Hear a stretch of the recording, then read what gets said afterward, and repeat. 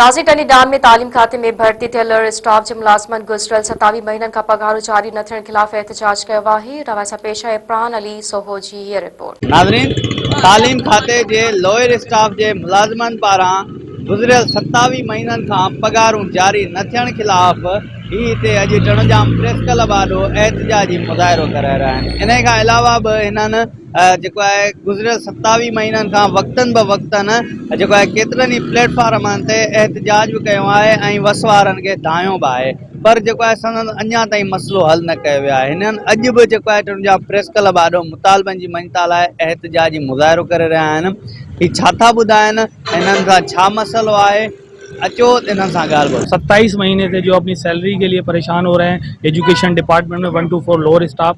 हमें 2021 में हमारा इश्तिहार आया, उसके बाद 2022 में फ्लड की वजह से कुछ मामला रुक गए, लेकिन हम तमाम लीगल कोडल फॉर्मेलिटीज पूरी करने के बाद, जिसमें हैदराबाद में डीसी फवाद गफ्फार सुमरो साहब ने हमारी एक कमेटी के चेयरमैन थे, जिन्होंने पूरी रिक्रूटमेंट कोडल फॉर्मेलिटीज पूरी करने के बाद हमें ऑर्डर दिए गए और हम बाकायदगी से आज तक 27 महीने अपनी ड्यूटी प्रॉपर दे रहे हैं और डिपार्टमेंट का हिस्सा है, लेकिन डिपार्टमेंट अब तक हमें तनख्वाह ना दे पा रहा है, जिसकी वजह से हम आज यहाँ फाका कशी की जिंदगी गुजार रहे हैं। हमारे बच्चों की फीसों तक देने के लिए हमारे पास स्कूल में फीसें देने के लिए पैसे नहीं है। हम बाला हुक्काम से सैयद सरदार शाह से और बिलखुसूस शर्जील इनाम मेमन साहब, उनसे रिक्वेस्ट करते हैं कि हमारी सैलरीज कराई जाए। मुलाज़िमन तकरीबन 1 खां 4 वारा 27 महीननि खां तकरीबन तमाम ड्यूटी करे रहिया आहिनि। कंहिंखे बि पघार जो को आसरो न आहे, सब फाका कशीअ में आहिनि ऐं असांजा 2 खां 4 माण्हू हिन में इंतकाल बि करे विया आहिनि।